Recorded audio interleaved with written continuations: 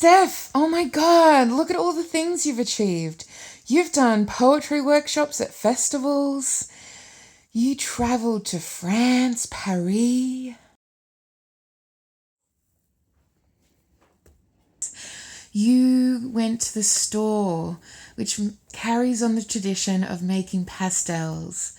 You never thought that you would be able to enter, and you did, and you got to buy some and bring them home to Australia, carrying on the tradition all the way back home. You got to walk the paths of Paris and the stairwells, and you got to stand in the shadows of the grates while the sun shone on your face and warmed your soul. The residency that changed your life in the south of France. I miss this room. I miss this view every morning. I miss being caressed. Oh my God.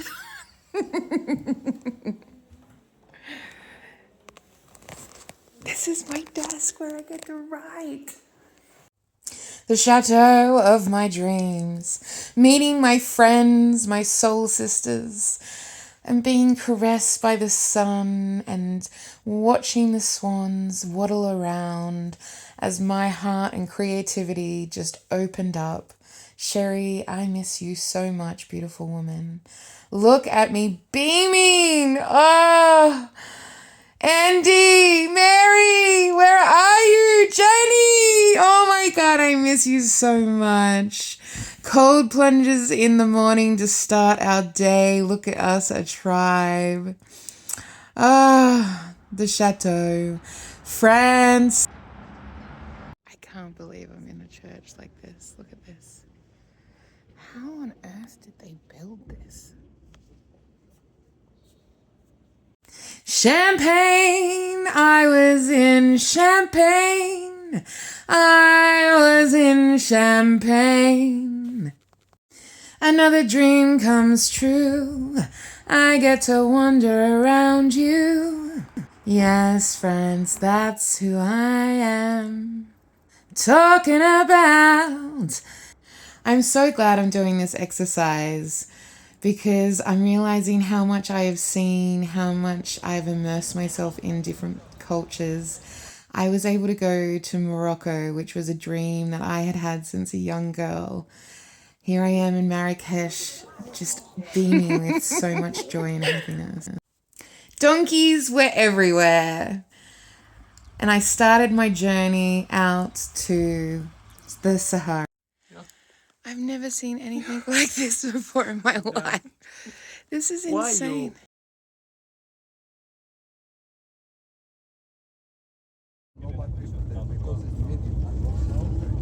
Oh my God, this is amazing. Yeah.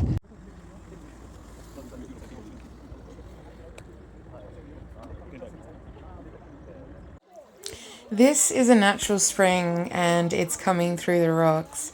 It goes all the way through this canyon and down into the township, which you just seen where it's all green. It essentially ensures that everybody in this region has drinking water. And I just found this so beautiful and amazing of nature and how beautiful these massive rocks are. Just standing at the feet of them, like they're so big I can't get it in the video. And just watching this natural spring just bubble up and go down in between the massive canyon.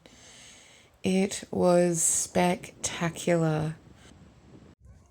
I'm on a camel in the Sahara.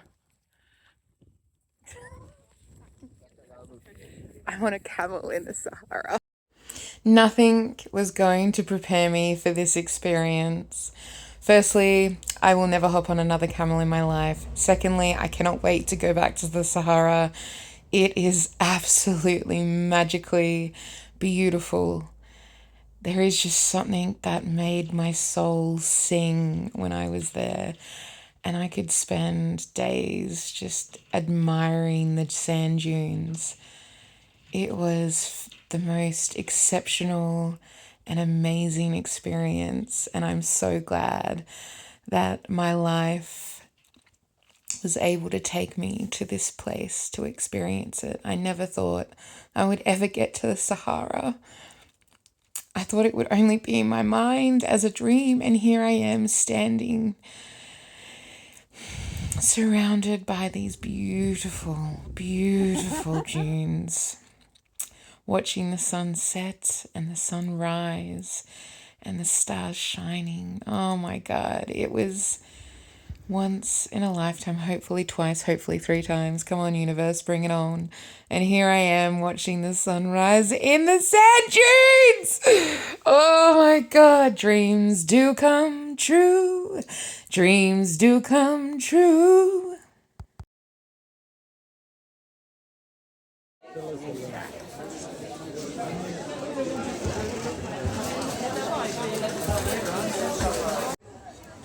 I am in France, Paris, and I am a speaker on women in leadership. We're well versed in it. I think it's important. A system or society or government in which men hold the power and women are largely excluded from it. Now I want to give some examples of what life might have been like under Rome as a woman. And as a male Rome citizen, you had the legal right to kill your wife, and your daughters were equally disposable. So you can now see the friction, right, of a... Excuse me, yeah, can you guys just It's stop? very distracting. You're talking while she's trying to present. Yeah, It's and I'm literally talking about women in leadership. Yeah. Read the room, guys. Hi, guys. I want to give some examples of, women were seen as objects to own, provide offspring, and to care for the man and the household duties, with no or little rights. You can see some similarities of certain people's positions in society today, to be completely honest with you. Now, one of the reasons Roman worldview could not accommodate a kingdom ruled by powerful women was that Kush existence came into direct friction and ideology of Rome.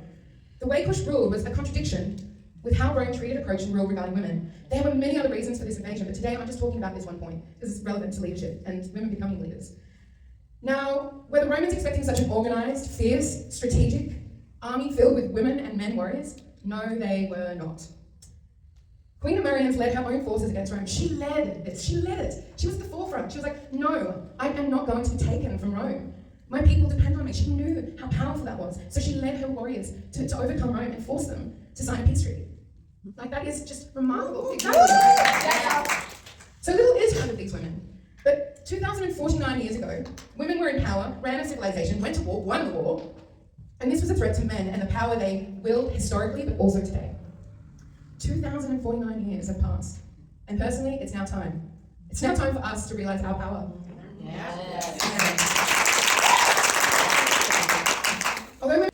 When I came back to Australia, I went to many, many protests.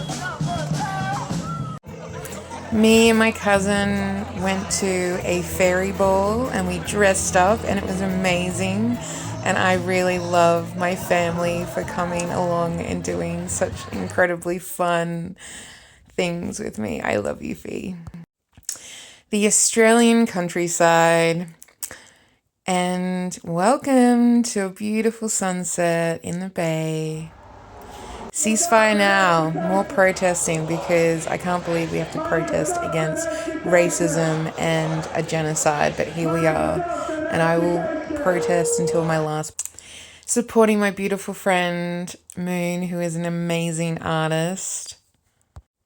And going to gigs!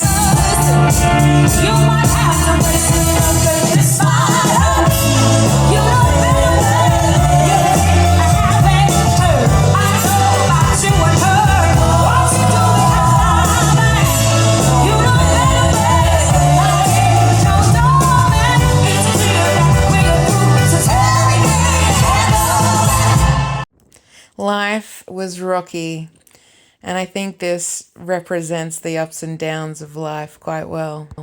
I went to a fairy ball dress up at Christmas, which was absolutely wonderful and a little bit naughty, but you know, there's nothing like some sugar and spice.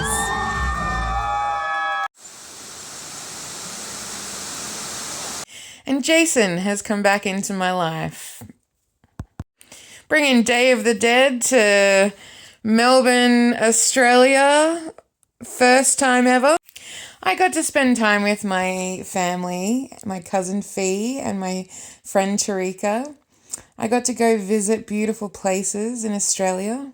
I'm the founder of Dear Diary Letter Club, which is a letter club that spotlights a different artist every month of 2026, brings writing and art together to create tradition through. I supported Jason as Jason has been supporting me unconditionally. I did a second poetry collaboration anthology, The World in Our Words too, and I got to meet Leon, who is an Adelaide poet who is an amazing man. I got to go on to Radio 3D. This is my second appearance this year on radio. Oh, and look at how happy Fee is at receiving her Dear Diary Letter Club. You should really get on that. You don't want to miss out on that feeling of joy. Oh my God, who is this amazing woman? I got to see G Flip live, baby, live. I'm glad I've done this exercise. Look what all the things that I've achieved in 12 months. You can really do anything in 12 months.